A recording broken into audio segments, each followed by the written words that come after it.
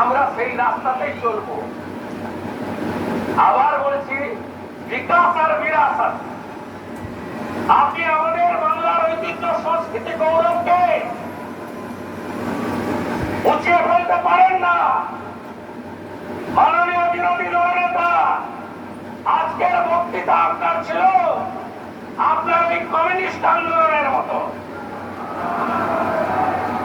পশ্চিম বাংলার বিরোধী দলনেতার মতো বক্তব্য ছিল না।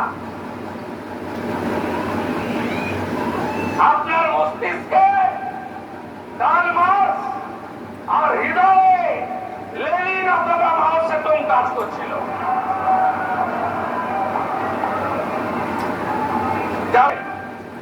বলেছিল নেতাজিকে তোজর কুকুর, আর রবীন্দ্রনাথ ঠাকুরকে বলেছিল বুর্জুয়া কবি। তাদের কাছ থেকে উপদেশ আমরা নেব না। আপনি বলেছেন এখানে এই হচ্ছে, তা বাংলাদেশে রবীন্দ্রনাথ ঠাকুরের স্মৃতিচিহ্ন উঠেছে, বললেন না কেন?